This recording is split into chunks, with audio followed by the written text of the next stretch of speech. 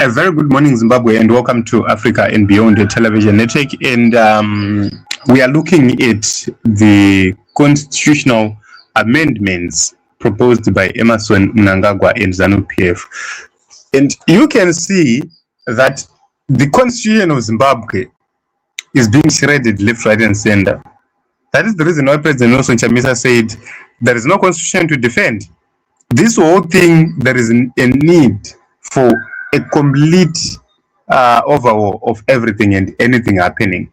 So we need to critically look at what is happening in Zimbabwe. And this is the bill which is being set, Constitution of Zimbabwe Amendment Bill of 2026. So when you're looking at this bill, they are saying that they are talking about constructive reforms. So they are labeling the reform, what is happening as reforms, and they are saying that it's being taken to reinforce constitutional governance and to strengthen democratic structures, and also to clarify institutional mandate and harmonize Zimbabwe constitutional order with the tested and successful practices in other progressive jurisdictions. So they're saying that the bill seeks to modernize and streamline various aspects of constitutional architecture while upholding the values of 2013 Constitution. This is where we are all laughing. What values are you protecting right here? What values are you upholding in the 2013 Constitution? So this is going to be very interesting, and I hope and believe that you are going to listen to what we'll be talking about, because it's very important. So we need to understand this. They are saying that the amendments are going to bring institutional efficiency, political inclusivity, and also long-term national stability. So that is what is very important to note at this point in time. And then let us go to the clause. The clause Yektanga, they are saying that this is about the short title of the bill. We have talked about this. And the second clause is the amendment, which establishes a parliamentary method for selecting the president. We talked about this issue and we said ZANU-PF is planning to abolish the national election of a president, so that the president is elected in parliament. And because ZANU-PF originally controls the majority of the rural constituencies, where they use fires, where they use intimidation, where they use lack of information and force to win, they will probably have majority seats in parliament, and then they will always have the president win. So they are scared of being defeated, because they've been defeated twice by Chamisa.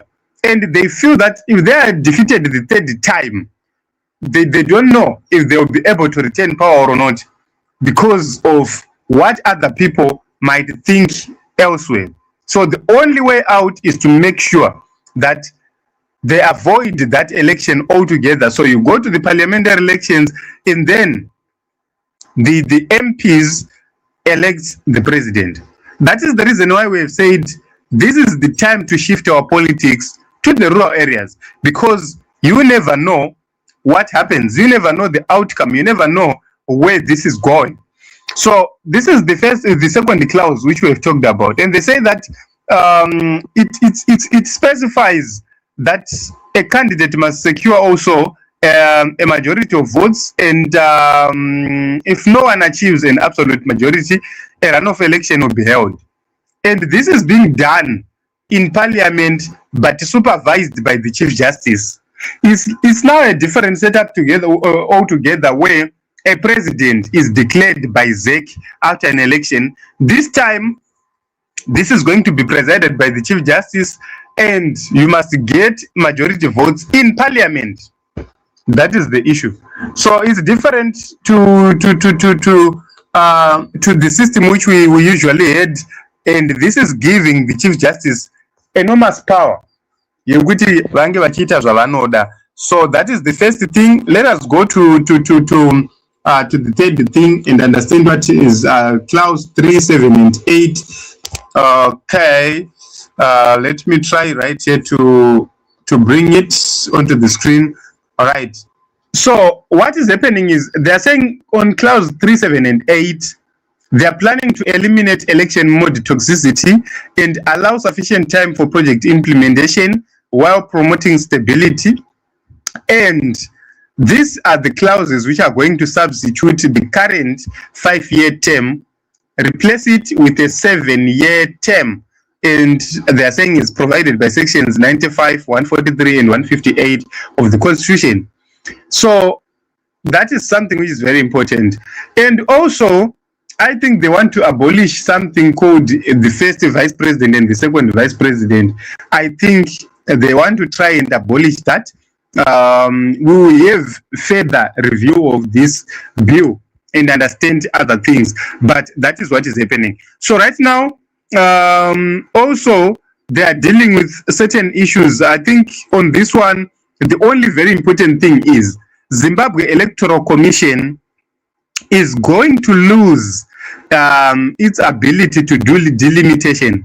They are going to form a commission which is going to be dealing with the issues of delimitation. So they are going to form what is called the Zimbabwe Electoral Delimitation Commission, which is out of Zimbabwe Electoral Commission. This is another body which they are planning to bring in this constitutional amendment. And also another very important thing on these clauses are that the president will have to appoint 10 senators of his choice. 10 senators of his choice. What it means if the president even thinks kuti ndikuda ningina kuti apinde mugovernment, vanotongopinda because he appoints my senators up to 10 on his own. What it means is from the number of 80, they will be moving to a number of 90. So they have made it specific that they are doing that to make sure that they have a pool of potential ministers also, because remember kuti kuzanu-PF kunowinwa nemunhu ari kunzi ari kupisa mazuva acho kuma-primary elections wavo. Saka kukaenda matofo chete, vandopo kana kuti vasingafarire chete, ndopaipe pavanozoti taakuzotora from the other 10 vaappointwa as senators na president. Okay, that is another issue which is of concern we have noted right here. Let us go on to other clauses. Let us switch over to other clauses. Okay.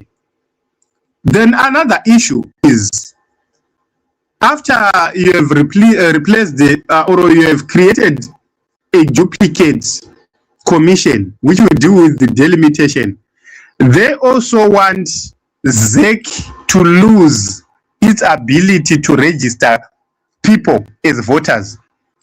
What it means is the Registrar General is now going to be in charge of the voters roll, is now going to be in charge of registering of people to vote.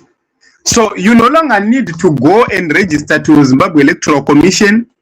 You go to the registrar and register to vote. It's now the duty, the job, and the prerogative of the registrar to register everyone who wants to vote in the nation of Zimbabwe. So that is the new law they are proposing, and it's very, very interesting to see that this is what is happening. Okay, so they are saying that the registrar must be the custodian of each and every record. Okay. And another issue is they also want the Constitutional Court to hear any other matter which is a matter of point of law, or which is something which is of public importance. So currently, the Constitutional Court can deal with matters of the Constitution. They want the Constitutional Court to be allowed to deal with certain matters which the High Court or the Supreme Court must deal with.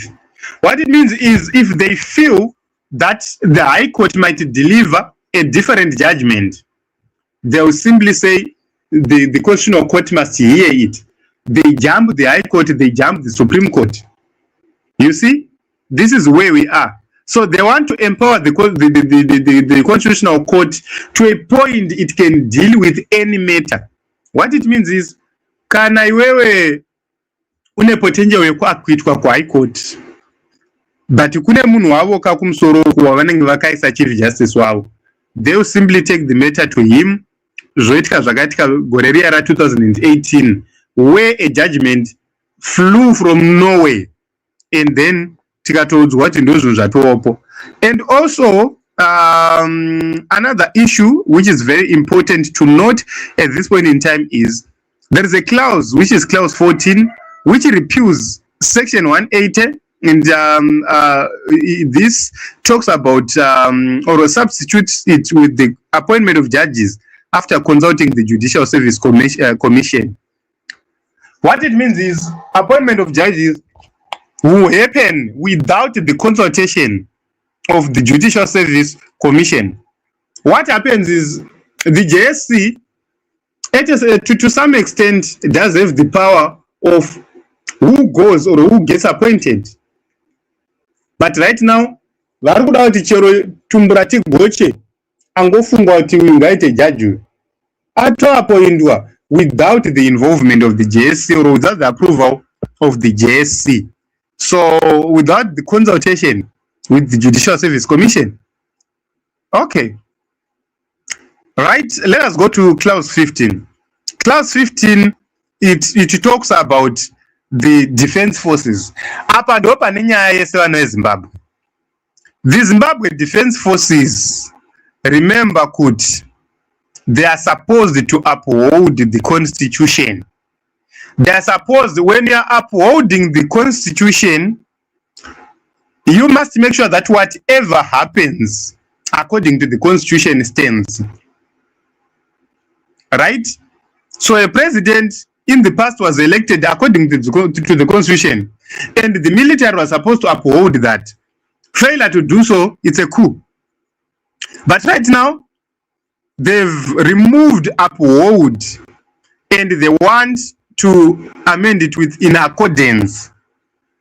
So in as much as these things almost look similar, it's very important for us to get context as to why are they trying to remove uphold and then replace it with accordance.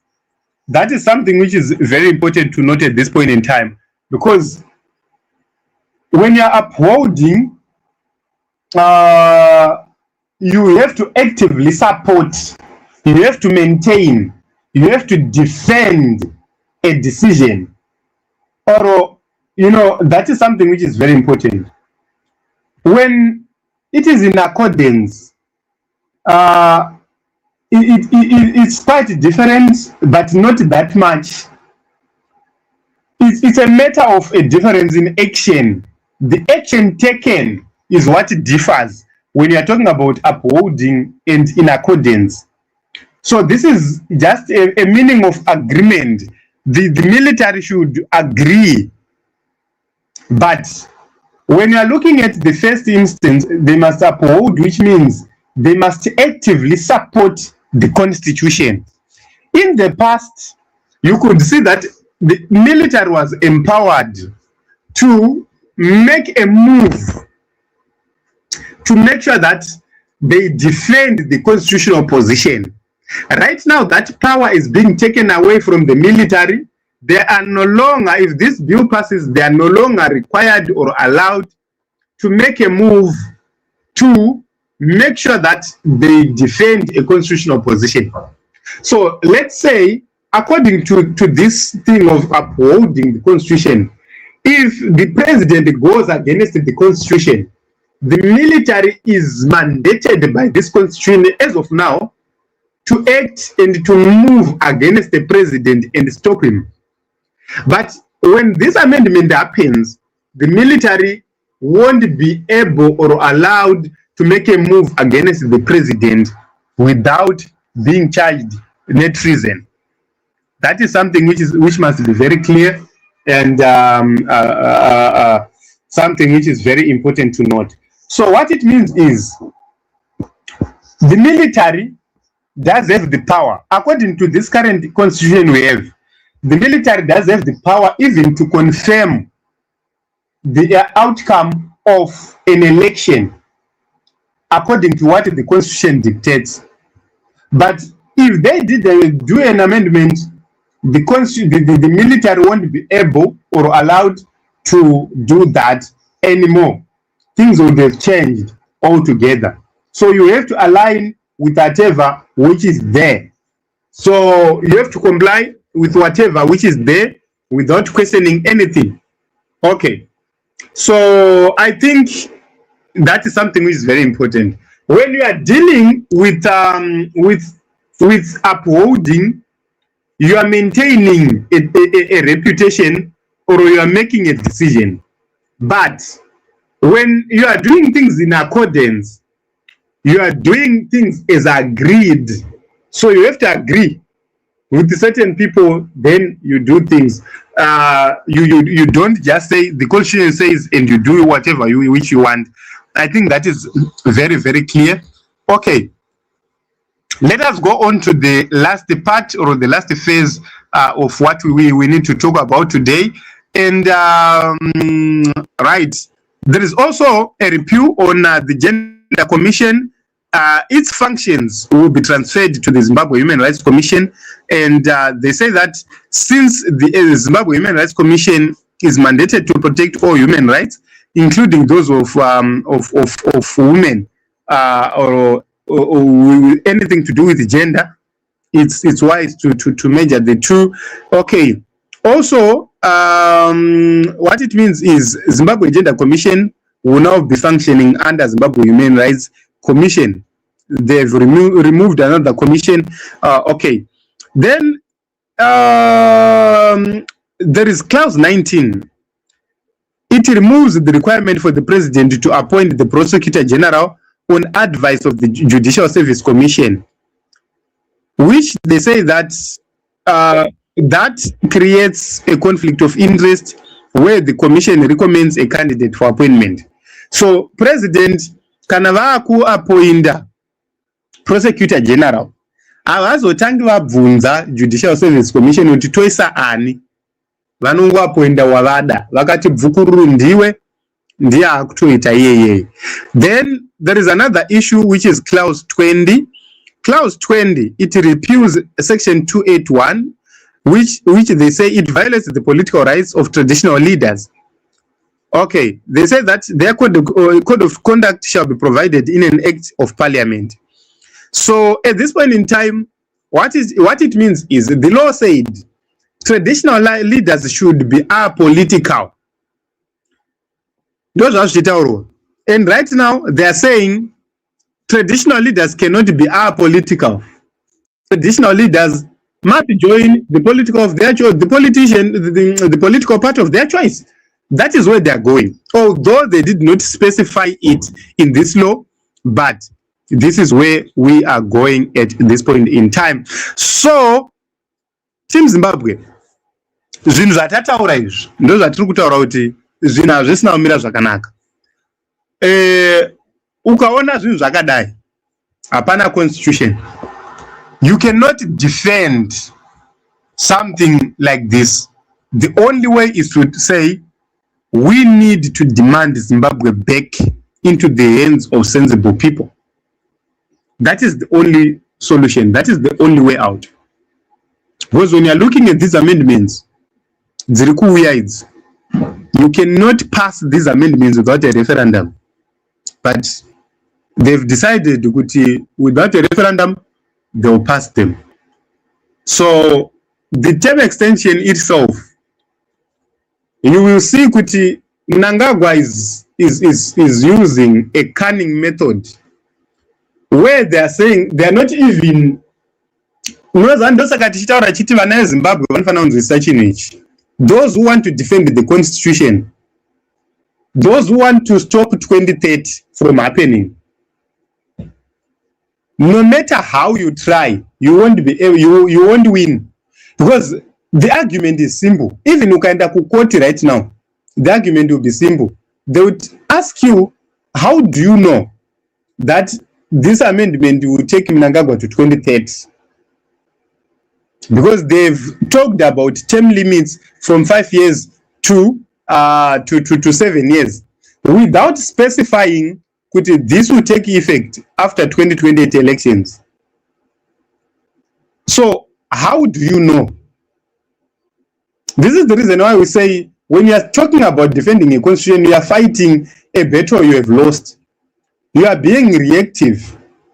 In as much as we want to fight for change in the nation of Zimbabwe, in as much as we want to preserve the constitution in Zimbabwe, we must be proactive, not reactive. At this point in time, it needs people to sit down and find possible solutions to the crisis we are facing as a nation. But let me tell you one thing. Change is coming to the nation of Zimbabwe.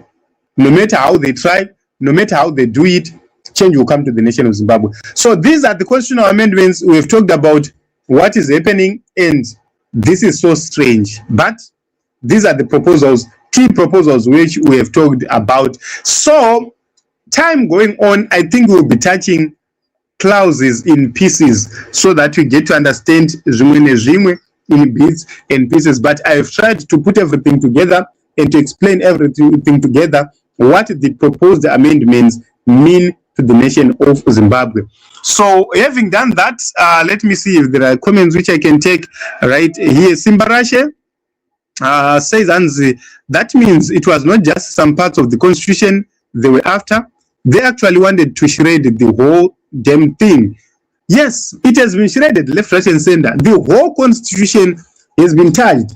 It has been shredded left, right, and center. It's not about one thing.